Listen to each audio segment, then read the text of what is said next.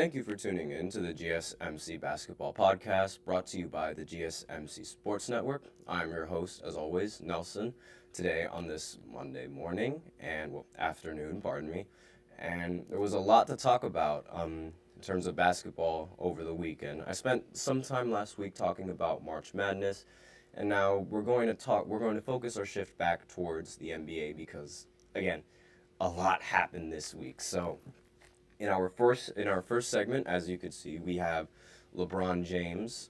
He recently just reached 40K in terms of all-time scoring in the regular season. He now has 40,000 plus points in the regular season, so I'm going to briefly talk about that, as well as the game that they played with the Denver Nuggets. I'm going to touch up on that.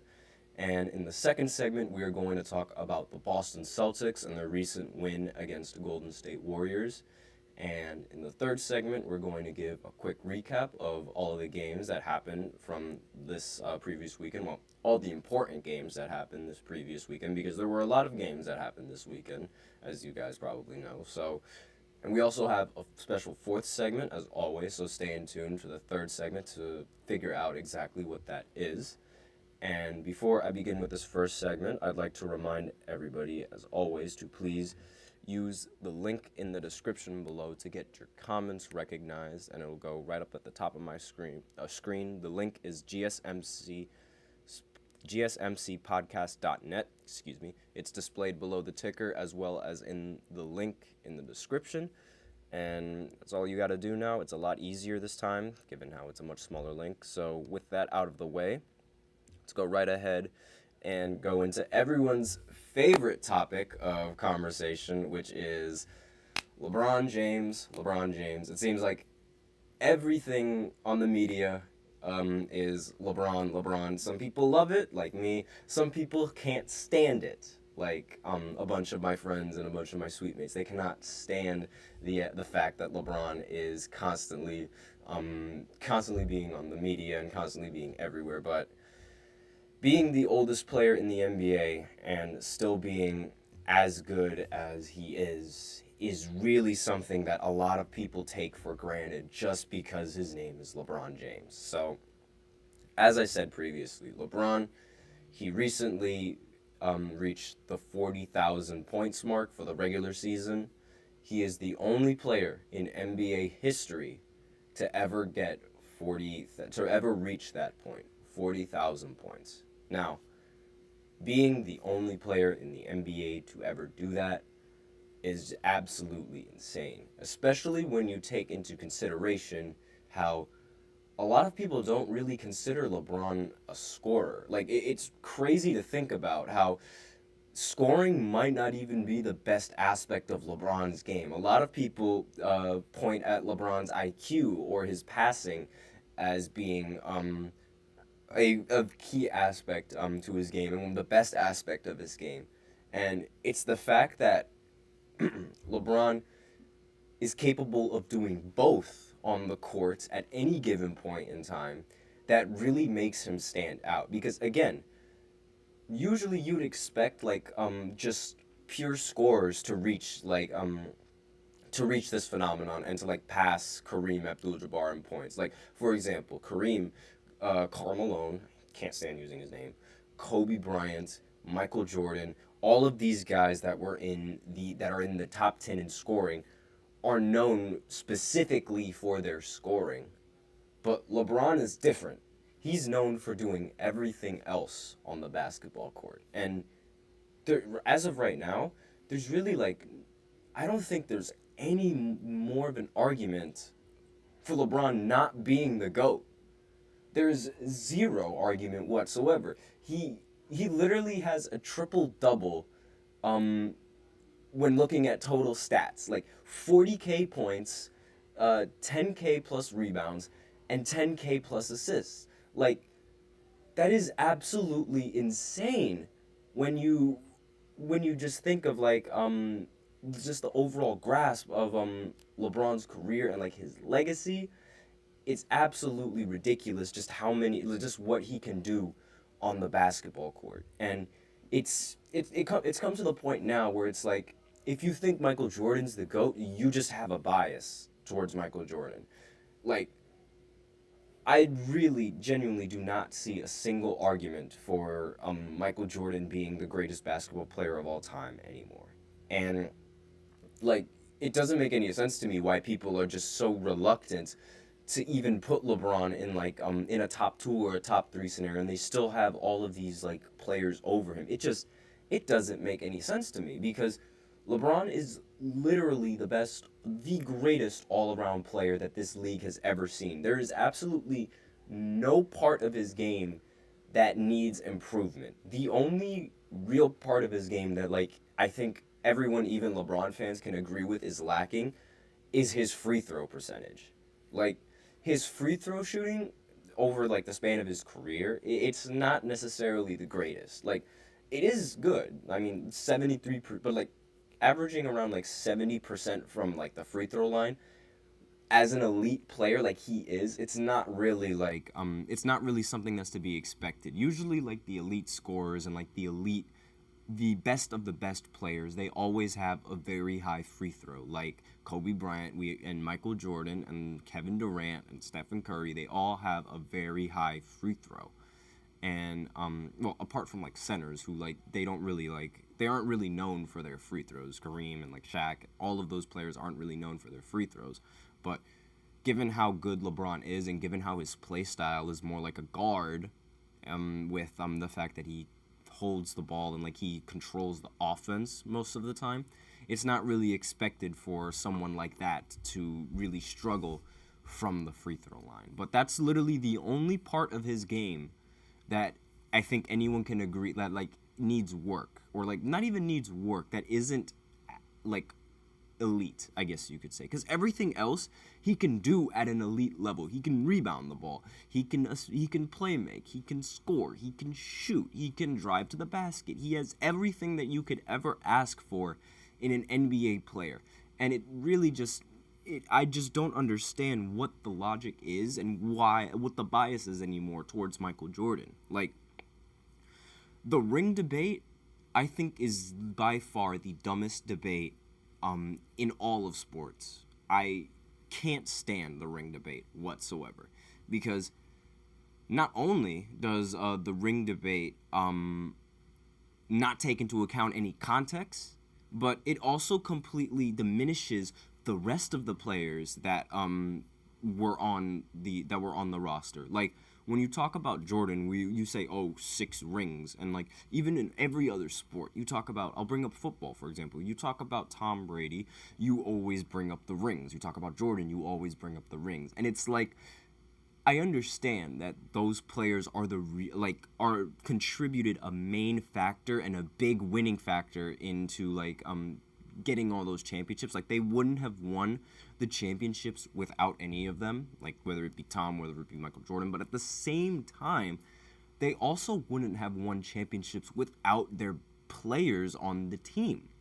Like, since we're talking basketball, we'll talk Michael Jordan, saying, like, if we just say that Michael Jordan has the 6 rings, like, as if he was the only player on the team. Like, what about Scottie Pippen? What about Dennis Rodman? What about Horace Grant? What about Paxson? What about Steve Kerr? What about all of these other players on the roster that impacted the game in some way, shape, or form that allowed the team to be great? Like, where's the respect for them? Like, if anything, the argument shouldn't be on rings, it should be on finals MVPs, because that just shows that you were the best player on the winning team. And, like, you were the reason, like, being the best player on the winning team means that you were a very important and contributing factor to winning that championship. And I feel like using the finals MVP argument as well also just doesn't take into account context. And when you're talking about sports, context is absolutely everything. I mentioned football previously. Like, you want to talk about Tom's 7 rings. I mean, we only talk about that, but the context behind it about how, like, you know, the Pats were a ridiculous team on the defense. They were a great team offensively, and they had all of these other pieces that also contributed into winning Super Bowls. Same thing with basketball. as I mentioned previously, like all these other players that have contributing factors that impact the game in some way, shape, or form, they get completely left in the dust when bringing up the ring debate. And it's unfair, and it doesn't take into account any of the context behind those finals matchups. Like, for example, I'll bring up LeBron since we are talking about LeBron. Whenever everyone looks at his finals record, they think, he's a loser. Like, he's a finals loser. He's not my GOAT because he's lost so many finals. And that is a very dumb argument because, one, you had to make the finals all of those times in order to even be in a position to lose those finals. And that's another thing that gets completely stuffed under the rug. LeBron making it to the finals 8 straight years, a feat that hasn't been done by any NBA player, and he's done that consecutively for 8 straight years. Like, obviously he didn't win all the time, but his teammates and his teams, they weren't really good enough to compete against the opponents, or they would underperform when the lights shine the brightest. Like, for example, and sometimes in LeBron's case, the team is just ridiculously stacked. So, for example, when he lost his first finals on his stint with Cleveland, LeBron didn't really play that well, but this was his first finals appearance. And if you want to be really difficult on LeBron, then you would definitely be difficult on his first finals appearance. But me personally, being in the finals for the first time, that's a lot of pressure, especially considering how he was the best player on that team and the offense literally revolved around him and how well he performed. It was unfair because that's a lot of pressure to put on an extremely young basketball player at that age. And going on into 2011, that's literally the only series where LeBron legitimately messed up.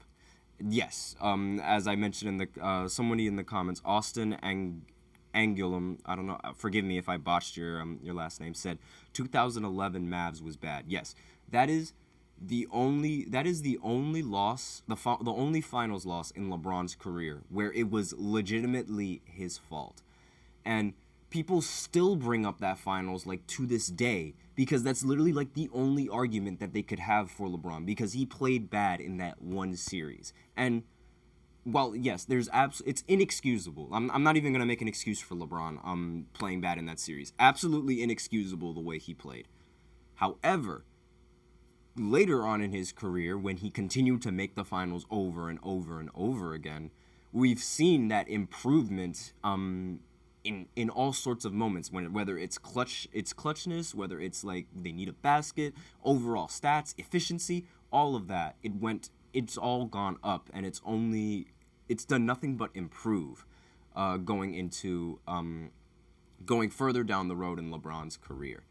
And the context behind it, that I was just mentioning, is that the teams that he's had to play in order to have a chance of winning the finals were ridiculously stacked. So 2014, LeBron James had to go up against the San Antonio Spurs, where they had Tim Duncan, Manu Ginobili, Tony Parker, Kawhi Leonard. All 4 of those players had the opportunity to win the finals MVP. And when you put all 4 of those players, it's just way too much firepower for one player to handle. And people might say, oh, he had teammates like Wade and Bosh, but they weren't playing well in that series. They completely they got scared in that series. They were not playing well. The numbers that they were averaging were far lower than the numbers that they were averaging in previous seasons. Austin also has another thing to say in the chat. 3-1 versus the Warriors was the best performance ever. And there's even an argument for that not even being the best performance. I think 2018 LeBron is by far the best playoff LeBron that I've ever seen, in my personal opinion.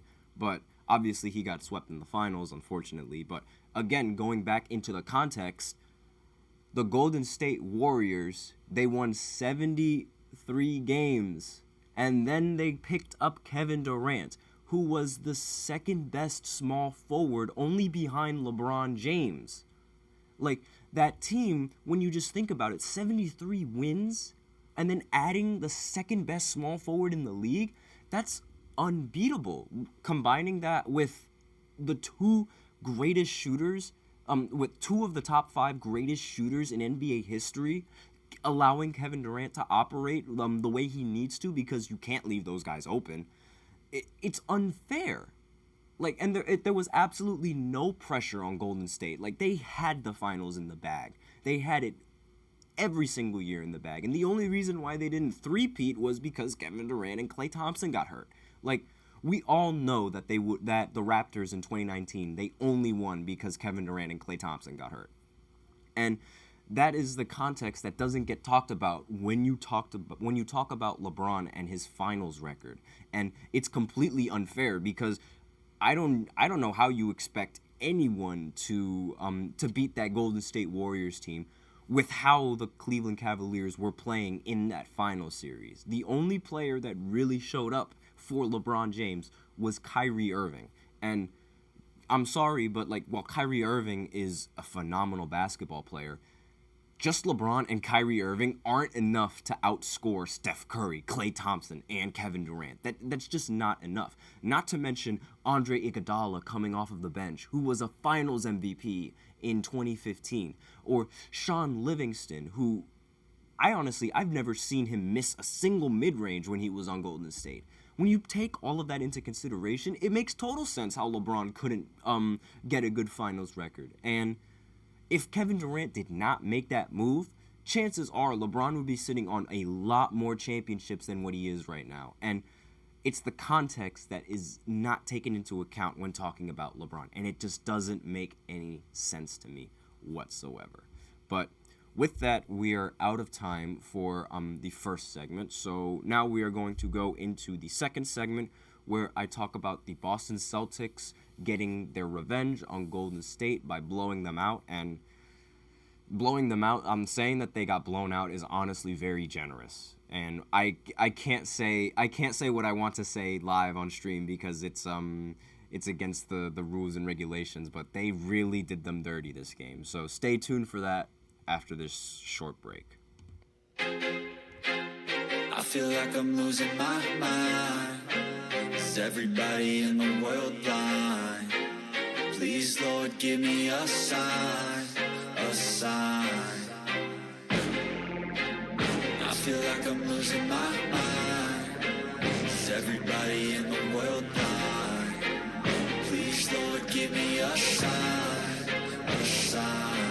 I wanna be the greatest. Everybody on the fake shit. I look around and feel like everybody is the fakest. I make this every day and I'm impatient, hoping one day I blow up from the basement. Statement, the top is so vacant. I don't hear shit that I think is amazing. Waiting for my day when I'm playing sold out shows for 1,000 faces. Hey, give me that crown, get in my way and to be put down. It ain't your place, all this my town. If I want that shit, then I'll get it right now.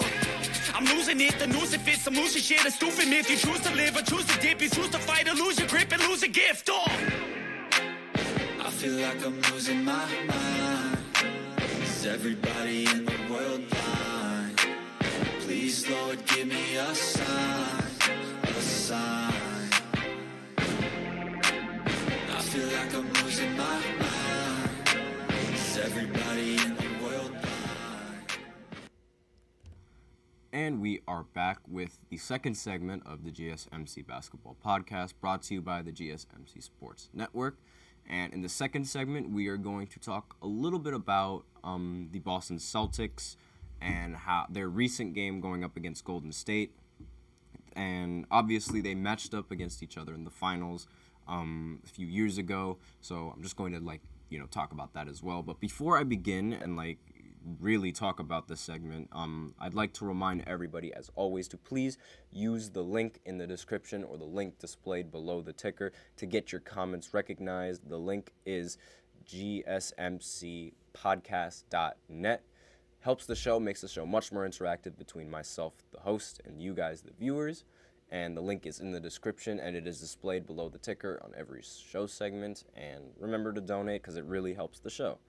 So with that out of the way, let's go right ahead and break into the second segment, where I go ahead and talk about the Celtics completely destroying the Warriors. Destroying They took this game incredibly personal. Like, I guarantee you, the Celtics, they had this game sketched on their calendar, marked with triple X's. Anything that could give them motivation, they had it this game. Because, obviously, like, the city of Boston, they really do not like Golden State. They don't like Ayesha Curry. They don't like Steph Curry because they lost to them in the finals in 2022, I believe. And it was obviously like it wasn't a bad loss in the finals, but Tatum did not play as well as he was expected of him, at least according to the media. I actually think he played relatively decent, given how it was his first finals appearance. Like, a lot of people are really difficult on Tatum because he's a Kobe fan, and Kobe did not play well in his first final series. He won, but he didn't play well in it. That was mainly Shaq. That is the 2000 was the 1 year where, and I'm a Kobe fan, where Shaq legitimately carried Kobe in his championship run. Like, Kobe did not play well. He shot very inefficiently. He didn't even average 20 points. But Jason Tatum, on the other hand, he did average 22 points. So they were very, very harsh on Tatum simply because he's a Kobe fan and he's like really looking up to Kobe. And they're like, Kobe wouldn't stand for that. Well, Kobe did not play well in his first finals series. And obviously, like, even though, like, he didn't play well, like, the team was still very bitter about losing to the Golden State Warriors. And, like, who wouldn't be bitter? And they took this game ridiculously personal. Like, I was shocked at how the Celtics played the Warriors in this game. It was the largest halftime lead in Boston Celtics history. And it really shows the problem with this Golden State team. Like, it really didn't seem like they were taking the Boston Celtics seriously for some reason, because the Celtics are the best team in the NBA right now. How can you not take them seriously? This was also the largest loss of Stephen Curry's career, which honestly says a lot, and it really goes to show you, like, the amount of help that Steph Curry has had in his career playing with all these stars. But I digress. And, like, again, another fun fact, the Boston Celtics, they actually own 3 games. With this game, they now have 3 games in the top 5 for the biggest margin of victory. So I'll give you an example. Oklahoma City versus Portland, that was the biggest margin of victory in terms of points, by 62. And then Philadelphia going up against Charlotte, that was the second largest with 53. The Boston Celtics own the next 3 games with 52, 51, and 50-point blowouts respectively in this league. Now, these Celtics are ridiculously dominant. They are insane this year. And part of that is, like, with the all-star starting lineup that they have. Like, obviously the starting lineup isn't full of all-stars, but they are full of either former all-stars or really, really good players. I mean, Jaylen Brown, Jason Tatum, like, obviously those are, like, the main 2 of that team, and, like, the 2 best players of the team. They're that 1-2 punch. But now you also have Drew Holiday, who, if you don't remember his time on the Pelicans or his time with the Bucks, Drew Holiday already won a championship with the Milwaukee Bucks. Not to mention the fact that he is a great defender at the point guard and also relatively decent on the offensive side of the ball as well.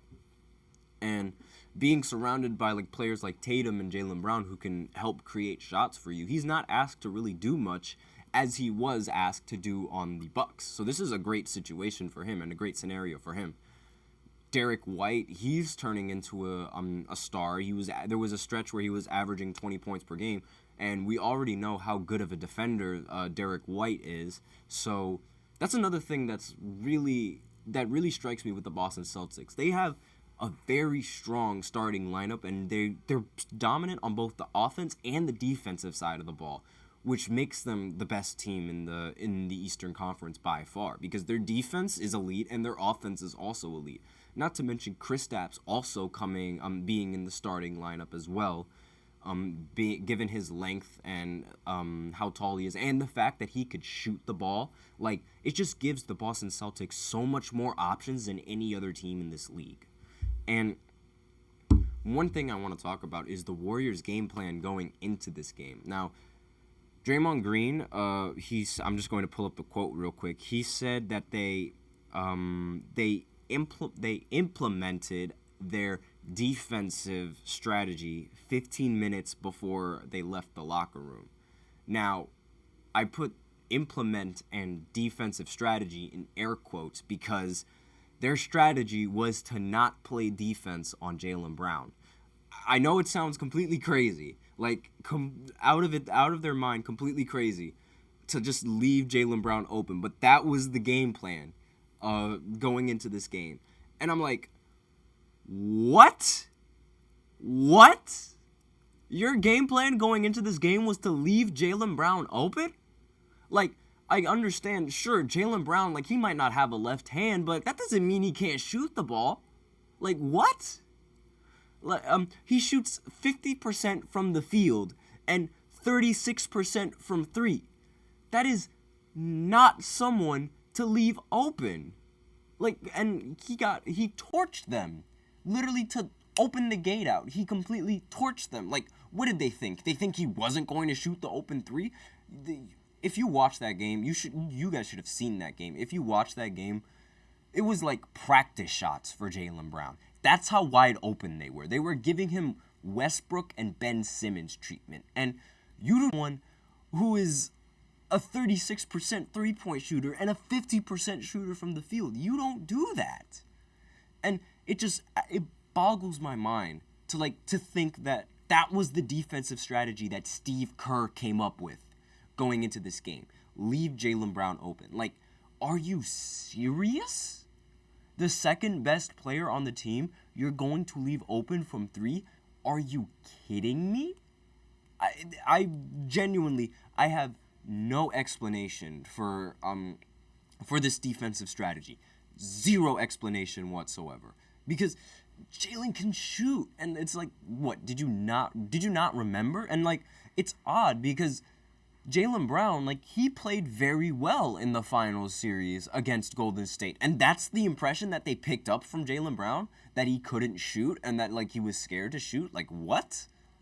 And it was a very disappointing game for the Golden State Warriors. And while the defense on Jaylen Brown was terrible, the defense on Stephen Curry was smothering. They refused to leave that man open, and they refused to give him a good shot. I believe he started like 0 for 10 in the first half going into this game. And obviously when you're Steph Curry and you are a shooter like that, that is not ideal. That is just not an ideal position that you want to put your team in. Like, and the defense on him was that great. And it's like, the fact that they're putting much more effort on the defensive end than the Golden State Warriors are, it's like, where is your head at? It really shows, like, who took this game seriously. And Jaylen Brown actually, like, he had a funny quote after this game. He was like, a lot of people should implement this defensive strategy because, obviously, like, he wanted to get more open shots. I think that was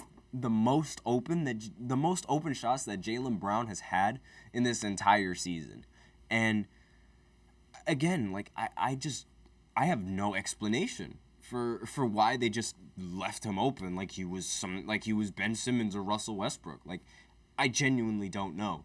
And like, again, like, going off of like Golden State, like, Golden State was just coming off of like a very good winning streak. Like, they were 11-3, I believe, before this game going up against the Boston Celtics. And I feel like this game, it might have brought them down to earth, but if this is the defensive strategy that they're going to implement against other teams, and if this is where their head's at, I really don't see this team making it far in the playoffs whatsoever. I do not see them making it far in the playoffs because it just doesn't make any sense. Now, given how the Boston Celtics have been this dominant for a very long time, I think that they have the best chance of making it all the way to the finals, and it's going to be very, very disappointing for them if they don't make it to the finals and if they don't win in the finals.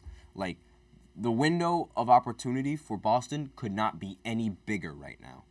And I really don't think that there's any team that could compete with them other than the Milwaukee Bucks if they get their situations right with Doc Rivers. Because as a Nets fan, Giannis scares me. Like, he scares me. Every single time he goes to the basket, he scares me. And he's built sort of that. A lot of people don't really think Giannis is clutch, but I personally think he's clutch, because when he was on that finals run, he was giving them great performances and great games when it really mattered. And that's what really scares me, because he plays his best basketball when the games really matter, it seems like it. And I wouldn't be surprised if he's able to somehow beat the Boston Celtics, because not to mention, like, now that he has Dame, another offensive weapon, the fact that he's so dominant in the paint, it demands a double team, like, almost every single time, which thus leaves open shooters, which allows Giannis' job to be a lot easier on the offensive side of the ball. However, the Boston Celtics and their defense is very, very good, and they're very good with rotations. This is a team that has been built from the ground up with Jason Tatum, and with drafting and all of these players signing. And it's a great fit, signing Kristaps, obviously. And with all of this in mind, the chemistry and the fact that they've all been playing with each other for so long is going to be the difference maker in a series against the Milwaukee Bucks. Because, again, they're still trying to figure it out with Damian Lillard and Giannis Antetokounmpo, as well as Doc Rivers. And the fact that Doc Rivers is their head coach just gives the Boston Celtics an edge by default, because Doc Rivers and his history in the playoffs is not that ideal. But with that, we're out of time for the second segment. Now we are going to go into the third segment, where I give a quick recap of all of the important games that happened last night and the rest of this weekend. So stay tuned for that after this short break.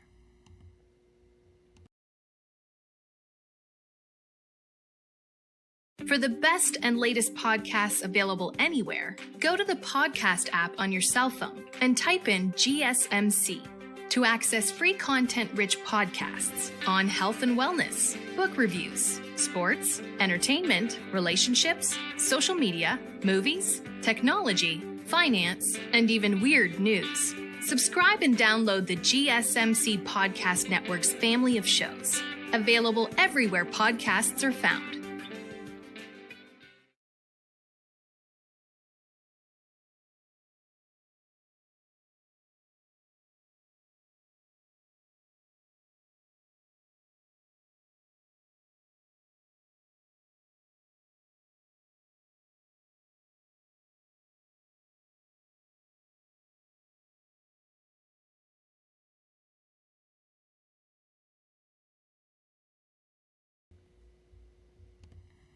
And we are back with the third segment of the GSMC Basketball Podcast, brought to you by the GSMC Sports Network. And in this third segment, as you all are probably used to it by now, we're going to do a quick recap of all of the NBA games that happened this weekend, because there was a lot of them. And I'm going to see if I can fit all of the important ones in as quickly as I possibly can. But for starters, let's go ahead and bring up a game that happened yesterday that I really want to talk about, because I ended up watching this game, actually. The Oklahoma City Thunder, they matched up against the Phoenix Suns. They beat the Phoenix Suns 118-110.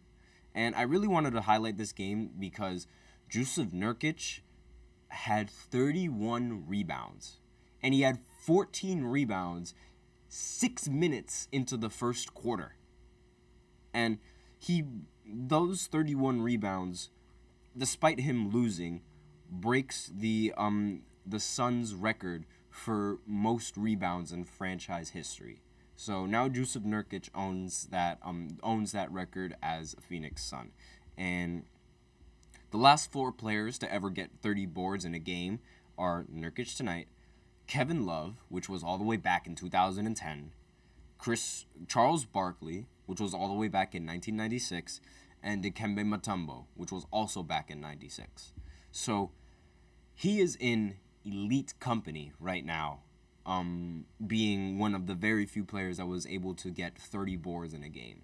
Now, this came at a loss, however, for the Phoenix Suns. Now, the Phoenix Suns, they did not have Devin Booker in this game because he went down the last game with an injury We still have to know exactly what the injury is. It looks to be a minor injury, but he was taken into the locker room.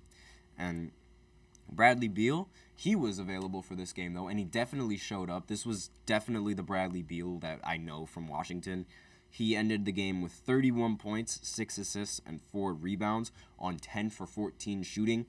Super efficient from the field. They definitely needed that performance from him, but they also needed a big performance from Kevin Durant, and Kevin Durant did not show up in this game, going 6 of 15 from the field. He did have 20 points, but still, 6 of 15 shooting is not ideal. Like, if he would have hit a couple more shots, they would have been a lot closer in this game than losing by 8 points. And Eric Gordon, he also shot 6 for 15 from the field for 15 points. And Jusuf Nurkic, 14 points. Grayson Allen was 3 of 9, 8 points. And this has sort of been like the problem that I've been talking about with Phoenix. And it's like, if they don't have their offense, it's similar to Indiana. If they don't have their offense, their defense is a little suspect. And going into the playoffs, when the pressure is on them to perform on the offensive side of the ball, you need something to fall back on. And the fact that they don't have the defense to fall back on hinders them in a very major sense. Now, the Thunder, they have great offensive pieces. They have an MVP caliber player in Shai Gilgeous-Alexander. They had a Rookie of the Year candidate. Now he's not Rookie of the Year. The Rookie of the Year is 100% Victor Wembanyama. It should be unanimous at this point, but who knows? But the fact that OKC has a great team definitely helps alleviate the pressure, and the fact that they have Chet to help on the defensive end, getting a lot of blocks for the team. Even though he didn't end the game with any blocks here, so a little bit questionable given how he's super tall and lanky. But I digress. Shai Gilgeous ended the game with 35 points, 9 assists, and 8 rebounds. His game, it's very smooth to watch. Now, he's not the best of three-point shooters, but when you shoot as efficiently as he does from the field and from the mid-range, I don't really think it matters, because obviously, like, in the playoffs, it definitely will matter, however, because those mid-range shots are a lot more inefficient than regular three-point shots, because, like, that's just how it works in the NBA right now. And I understand that it's Shai, and Shai is a great mid-range shooter, but in the playoffs, when teams are going to be pinching that and definitely going to be stopping you from shooting that, it's not really ideal. And I say this, like, seeing Kevin Durant and Kyrie go like 1 for 17 from the field in Game 2 against the Boston Celtics a while back. And obviously, like, that performance, they shot a lot of mid-ranges, and they missed all of those mid-ranges. So the same thing can happen with Shai Gilgeous and that type of shot selection. But I digress. And Jalen Williams, he ended the game with 22 points, 10 of 19 from the field, very efficient. Chet Holmgren ended the game 5 of 10, 14 points, 9 rebounds, and 2 assists. And everybody else on OKC, they played their part. They played their role very well in beating the Suns. And right now, I believe the Thunder, they sit up top. Yep, they are first in the Western Conference right now. Ooh, and they go up against the Lakers tonight. So we'll see if LeBron can actually nab a win going up against these guys. And I mentioned earlier that I was going to talk about the Lakers game going up against Denver, and I didn't have time to talk about it in the first segment, so I'll go ahead and talk about it in this segment. But the Lakers, they ended up losing to the Denver Nuggets again. And they lost when they were unveiling Kobe's statue, and now they lost when LeBron James broke the record in points. And it seems that the Denver Nuggets are the Lakers' kryptonite. It really seems that that's what this team is. Ever since they beat them in the bubble, this team has absolutely destroyed them in both the regular season and in the playoffs. And obviously, when you have a player like Jokic, it makes sense that they get completely destroyed. But the shots that he makes are absolutely ridiculous. And the fact that they're over Anthony Davis makes it even more ridiculous, in my opinion. But LeBron James, obviously, he was the only aspect on the court that was good offensively this game. 26 points, 9 assists, 4 rebounds. Rui Hachimura, he played well, 23 points, 10 for 15 from the field. But everyone else, obviously, didn't really show up. Austin Reeves, he was 7 for 12, so I guess he showed up, 19 points. Anthony Davis only took 13 shots and was 7 for 13 with 17 points. It is aggravating to watch Anthony Davis play. It does not make sense how he could go from scoring 40 points in a game to just going to scoring 17 points. It's almost as if he needs the media to bully him or people to beg him into playing well instead of just playing well. And it doesn't make any sense. Like, it's almost like he needs people to start telling him to try hard instead of just trying hard. And I don't understand why he does this. It happens every single time that I look at the box scores. He'll have 32 and 15 performance one game. Then the next game he'll go in and he'll have like 17 and 10. And then the next game after that he'll have 35 and 15 or something like that. And it's wash, rinse, repeat with him. And for someone like Anthony Davis, I'm just infuriated because he should be in the conversation right now as being one of the top 3 big men in the NBA.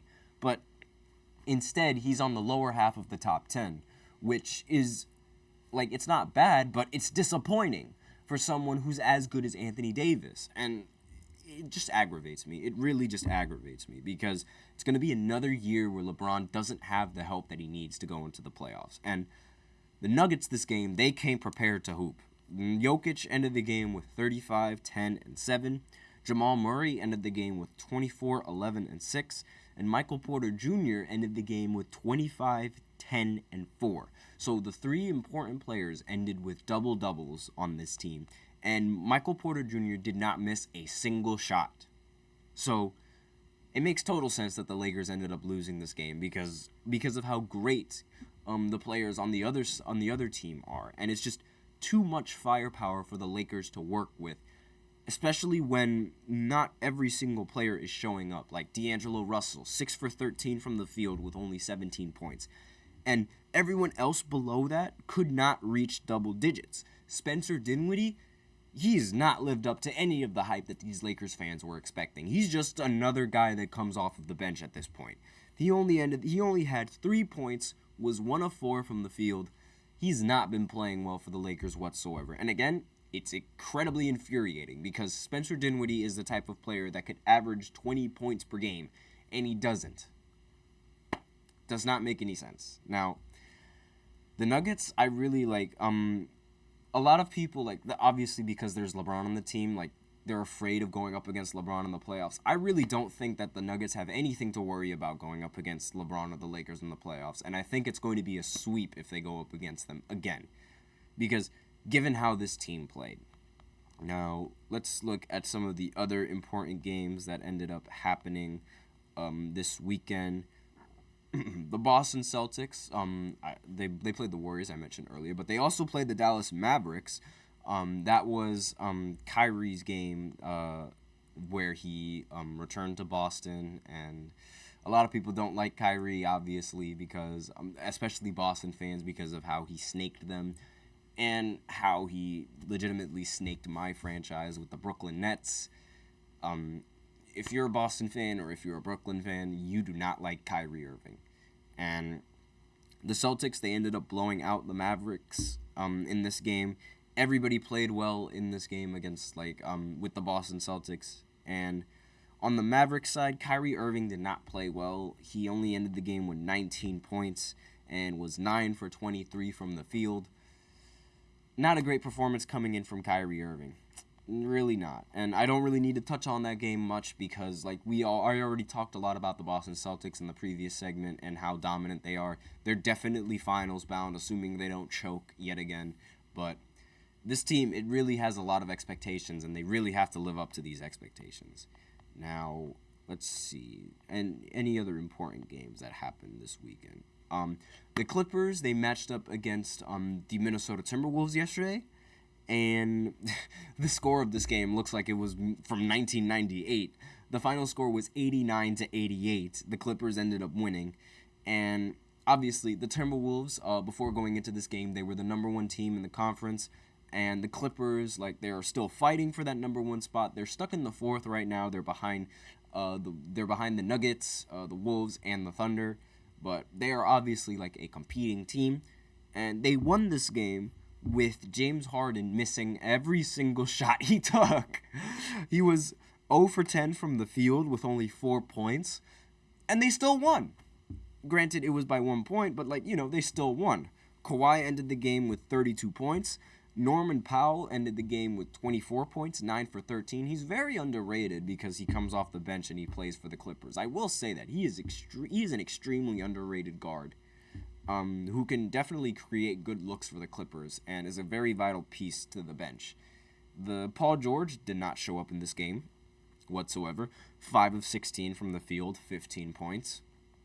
Terrence Mann, 2 for 3, 6 points. And really, honestly, everybody else on this team, they really didn't show up. And it was a very, very strong defensive battle in this game because, 89 to 88, that is a very low-scoring game in today's league. Now, on the Timberwolves side, Rudy Gobert played 40 minutes and only had 12 points and 16 rebounds. Anthony Edwards ended the game with 27 points. Karl Anthony Towns ended with 18, 8, and 9. So obviously, these three, they did their part, they played well. It was the rest of the team that didn't play well, and the bench was a little bit short-handed. They only had 4 players come out of the rotation for the Timberwolves. And they all didn't really shoot that well. Anthony Edwards didn't shoot that well either, 9 for 20. Granted, that's almost 50%, but still, 3 for 10 from 3 is not ideal if you're someone like Ant. And if you're taking that many shots, you need to be hitting a lot of shots as well. Karl Anthony Towns, 7 for 18 with 18 points. Decent, but obviously, they needed more from him, and they expected more from him, given how he scored 62 points in a game at one point. You'd think that he'd provide more for the offense on this team, but I digress. Rudy Gobert, 5 of 7. And the rest of the people on the roster did not shoot that well. They really didn't. Naz Reid, 0 for 7. Mike Conley, 0 for 4.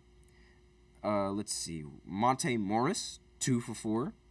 Jaden McDaniels, 3 for 9. So and they shot 27% from 3. And they only hit 9 threes in this game. And it's kind of ironic because, the Clippers, they ended up making 10 threes in this game, and they ended up winning by 1. So that's definitely how they won the game. Obviously, this was a really low-scoring game for both sides. Definitely a game that they don't want to remember. But if we're going to talk about strictly, the defensive side of the ball, I think the Clippers are in a really good spot. If they're able to hold the number 1 team to just 88 points, you're in a good spot. And another game that happened yesterday was the Knicks going up against the Cavs. And I bring this game up because Jalen Brunson ended up leaving the game 1 minute in due to a non-contact injury. His x-rays did come up negative, so we'll just have to see, and we'll just have to wait and see the sort of progress that he's making on his injury. But the Knicks, they need Brunson. They need him to stay healthy, and they need him to come into the lineup as soon as possible. And at the same time, they need Randall and OG Anunoby to come into the lineup as soon as possible. Now, despite being shorthanded with Jalen Brunson, they still won. They almost won by double digits against a Cavs team who has a better record than them and was actually getting talked about by the media as being a better team than the Knicks. And I completely disagree with the fact that the Cavs are a better team than the Knicks. They're not a better team than the New York Knicks. Because the Cavs, they lost to the Knicks last year in the postseason. And the Knicks have only gotten better. Not only that, now there's actual proof of the fact that the Knicks have gotten better, because now they didn't have Brunson, they didn't have Randall, they didn't have OG, and they still won. Dante DiVincenzo ended the game with 28 points. Josh Hart played 45 minutes in this game. He does not sit out in any of these Knicks games whatsoever. And I really don't want him to sit out in any of these Knicks games because he ended the game with 13 points, 19 rebounds, and 10 assists. That is phenomenal. That is fantastic. If you have a player like that could do the dirty work for you, that is amazing coming in from the Knicks. And like the Villanova boys, they played phenomenal in this game. And they are by far the most important aspect of the Knicks and the reason why like they're so good.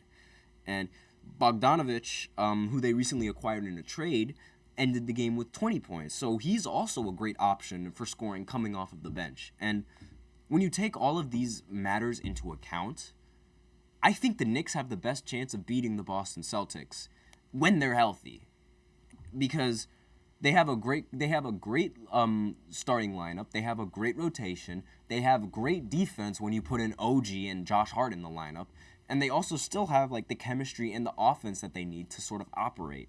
Like I mentioned previously, how the Boston Celtics, they've had better chemistry than the rest of the other teams. Well, 3 of the players on the Knicks, they played in college together, and there is no better chemistry than that, playing in college under the same coach, under the same system, all of that. And I really think that they have the best chance of beating the Celtics.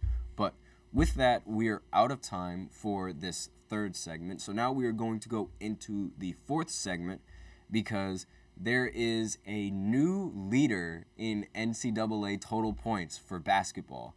And I'm sure you guys know exactly who that is, but I will be right back to talk about it after this short break.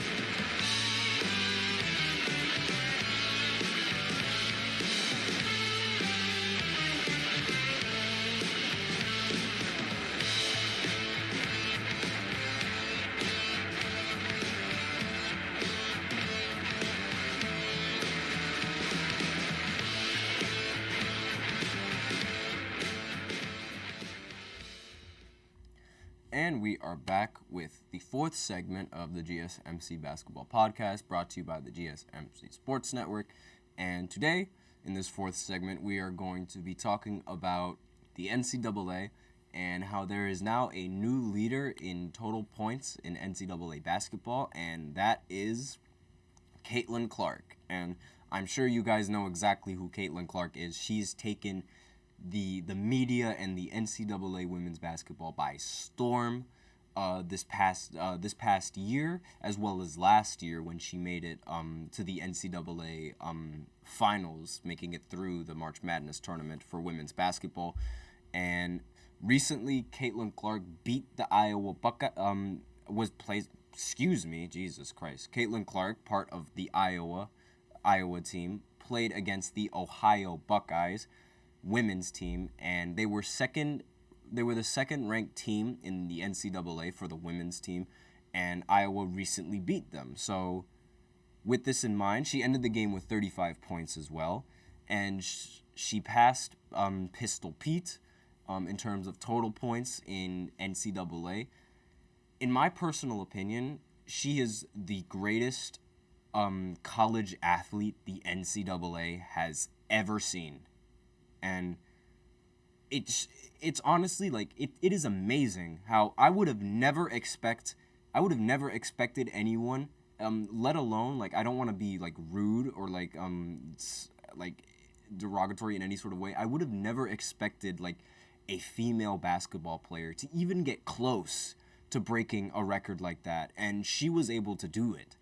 And it really, like, it's so inspirational for a lot of like these women players who like going into college and like they're going to go into the WNBA, like I'm not going to get paid as much, and it's like I'm not going to be as good or not going to be considered as good as a lot of these other players. But Caitlin right now, like, a lot of teams and a lot of people around the media, they're like making jokes saying like the Pistons should sign her, or like the Wizards should sign her because the Wizards need her. And that is incredible, the fact that like they're talking about this like and she's a woman, because the media it's not kind to women basketball players. They are not kind to the WNBA whatsoever, and they are not kind to women's college basketball whatsoever. So the fact that Caitlin Clark is getting this type of recognition, yes, Nerf Boy questions me. Yes, I do read the chat. I don't know why you're questioning me on that. I'd see your comments in the chat, but my bad if I didn't see any of the comments. I responded to the previous comments before. I apologize for that. But regardless, going on into like Caitlin Clark and her prowess in the NCAA, she beat Pistol Pete in the record. Now Pistol Pete, he did this without a 3-point line, and a lot of people around the media, they sort of give a lot more credit to Pistol Pete breaking that, holding that scoring record, because there was no 3-point line. And it was like, if he had a 3-point line, he would have ended with a lot more points than he did. And the fact that he did it, that he played in college for 3 years as opposed to Caitlin playing for 4 years. And with that in mind, I really think that's unfair for Caitlin, like, and for women's basketball. Like, I understand that, like, he didn't play with the 3-point line and he only played 3 years, and that is phenomenal. That is amazing for a player to do all of that and to maintain that scoring title up until this point, in an era where there was no 3-point line. But it really seems like whenever people bring this up, it really seems like they're trying to discredit what Caitlin is doing, and I really just don't agree with that, because not only actually, hold on, just a question, because there is a question in the chat. Nerf Boy 712 said, "Do you think that the Lakers should give the ball more to LeBron?" Honestly, that's an interesting question. I mean, they give the ball to LeBron a lot. I mean, he runs the offense in like 9 out of 10 times if it's not D'Lo that holds the ball. And asking LeBron, like, at this age to hold the ball, like, more, I think it's a really difficult task. I mean, granted, he's shown us that, like, age is just a number to him, and, like, he can run the offense, but is it a good idea for him to do that? I don't really think it's a good idea for LeBron to do that, because, like, the risk of him being injured. I remember in the beginning of the season, like, they were talking about how he was supposed to get, like, he was supposed to be on minutes restrictions, and they were going to sort of, like, alleviate the pressure, but that really hasn't happened at all this season, and it's just another year for LeBron where he's had to just carry the load on the offensive side of the ball. And I really think that they should just they should give the ball, like, obviously, like, it's working, give the ball to LeBron more, but at the same time, like, D'Lo, he's been producing pretty well ever since the trade deadline, so maybe let D'Lo, like, allow D'Lo to operate and, like, alleviate the pressure from LeBron James and operating with the basketball. But, like, at the same time, it's LeBron James with the basketball, and you want LeBron in the basketball. I think come the playoffs, they have to do that. And, like, that's, if they want to win, they have to rely on LeBron. But I don't think that's really the best idea, because, like, again, he's old, he could get injured, and all of these other players, like, they need to get into that rhythm of being able to create some sort of offense if LeBron doesn't create that offense. And Nerf Boy 712, he also has more questions in the chat, so I might as well go ahead and answer that in this fourth segment. Why not? Who do I think is the best contender for the Western Conference Finals? He says the Clippers, and I have to agree with him on that. Like, the Clippers, they definitely do have the best chance of making it all the way to the Western Conference Finals and winning it in the end. However, this is the biggest but that you'll ever see. They are the Clippers. And we all know, like, the history that the Clippers have in the postseason. They constantly blow series and they blow leads when they should be winning these games. And I really feel like that sort of, like, that thing is going to haunt them. And that persona is going to haunt them going into the playoffs.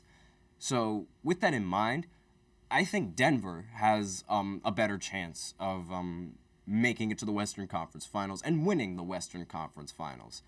And they also have they also have better matchups if they were to go up against the Clippers. I mean, Jokic, like, I don't really think the Clippers have anyone that could stop Jokic consistently. Granted, Zubac has been his best games have been against Jokic. I totally understand that. But come playoff time, I think Jokic is going to just completely flip gears and turn on the switch and just play as dominantly as he's always played in the postseason. And the same thing applies with Jamal Murray, who's also a triple-double machine in the postseason. If you remember from last year when they were in the finals, they became the first duo to get a triple-double together. And I really think that they have the best chance of making it out of the West, given the fact that they already have experience getting out of the West, and they haven't really, like, blown the leads that the Clippers have blown through history. But that's my personal opinion. But other than that, I do think that the Clippers could make it to the Western Conference Finals, and assuming they don't choke towards the end of the day. But that's my personal take on it. And going back to what I was talking about with the NCAA and Caitlin Clark with Pistol Pete, I see your comment, Nerf Boy, and I'm going to touch on that in a few seconds, but I do want to continue with this segment. Pistol Pete, he did hold the scoring record, but he had to take 40 shots to do it. And Caitlin has only taken, like, 22 shot attempts to do it. And, like, yes, she did have the three-point line. But saying that Pete's is more impressive, it's like you're downgrading Caitlin's style of play and like what she brings to the game. Because we're seeing this with our own eyes. And a lot of people that are saying this haven't seen Pistol Pete play with their own eyes. And I really think it's unfair. So now I'm going to acknowledge Nerf Boy's comments. Will the Heat do it again this season? And what I think he means by do it again is, will the Heat surprise everybody and make a huge run in the playoffs? And there's no like real, I can't say for certain if they're going to do it again, because that's all dependent on how well Jimmy Butler plays in the postseason. And if we're going to go, like, I'm a little bit superstitious. If we're going to go by the pattern that it's followed for, like, the last few years, Miami, they beat the Bucks, then the Bucks beat Miami. Now Miami beat the Bucks, and now it's time for the Bucks to beat Miami. So I don't think that Miami is really going to make it as far into the postseason as they have in previous years, especially given with how dominant the Celtics are. And one thing that I do remember is that the Celtics, they came really close to coming back from a 3-0 lead against the Miami Heat. And part of that was because that Jimmy Butler wasn't playing like playoff Jimmy Butler. I personally think playoff Jimmy Butler's a myth, and he only exists in really the first round. Like, if you look at his numbers going deeper into the playoffs last year, they got worse and worse and worse every single time. But still, the media was like, oh, playoff Jimmy, and all that stuff. And I really don't agree with that. So I think this year, like, they aren't going to really make it that far in the postseason. I think if they match up against the Knicks with Jalen Brunson and Julius Randle, the Knicks have a great chance of beating them. If they match up against the Cavs, the Cavs also have a good chance of taking them to 7 games. But I don't really think it's the year for the Miami Heat to do it, especially given with how dominant the Boston Celtics have been and how they take these games, like, really personally. I wouldn't be surprised if they match up against the Heat, they take that series very, very personally and they end up sweeping them. Would not be surprised if that happens whatsoever. And again, it's all down to whether or not Jimmy Butler can play like playoff Jimmy Butler, because that's sort of like, when he plays well, the rest of the team seems to play well.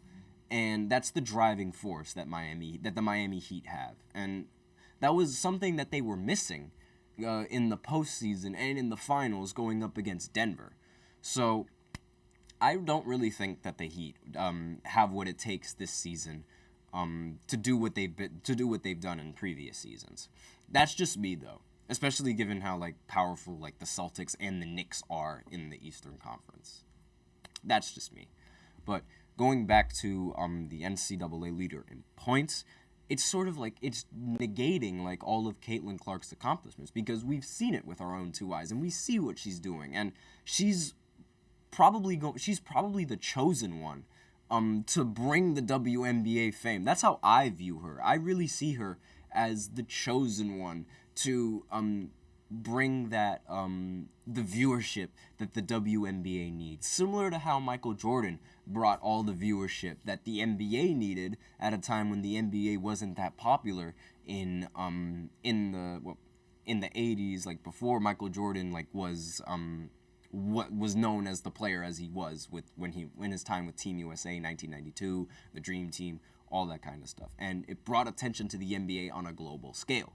And similar to how MJ can bring attention to the NBA, I think Caitlin will bring attention to the WNBA, because a lot of people, they want to tune in and watch her play. She played a game in a football stadium because Iowa couldn't fit all of the fans that wanted to be in attendance for the game. That's how many viewers she brings. And last year in the NCAA Women's Finals, that was the most viewed NCAA Women's Finals in history. And it completely destroyed the viewership compared to the 2020 and 2021 NBA Finals. So with that in mind, she's an attention grabber. And I feel like the WNBA should capitalize on this with marketing and advertisements and all sorts of things just to promote her so that people could watch her play. I have no doubt she is going to sell out crowds in every single arena that she goes to, because she's Caitlin Clark. And like that's just who she is. That is the player that she is. And I think she has the nickname Ponytail Pete. Somebody called her that, and I thought it was relatively funny. But she is going to be the face of the WNBA for a very long time, and that is going to bring a lot more players that are going to want to be competitive in the WNBA. And that is my personal opinion on Caitlin Clark. But with that, we are out of time for this segment, and that is the end of the show. That is the end of the GSMC Basketball Podcast. Thank you for tuning in to the GSMC Basketball Podcast, presented by the GSMC Sports Network. Your support means a lot to us, so please remember to subscribe to the show and leave a positive review. It really does make a difference. We also invite you to follow us on Facebook, Twitter, TikTok, and Instagram for more content and updates. And as always, as I do in the first two segments of every show, I remind everybody, as always, to use the link in the description to get your comments recognized and to donate to the show, because it definitely does help. The link is in the description as well as displayed below the ticker on every single show segment. The link is GSMCPodcast.net. And it really helps the show, makes the show much more interactive between myself and you guys, the viewers. And with that out of the way, that is the end of the segment. Thank you once again for tuning in. I am your host, Nelson, and as always, take care.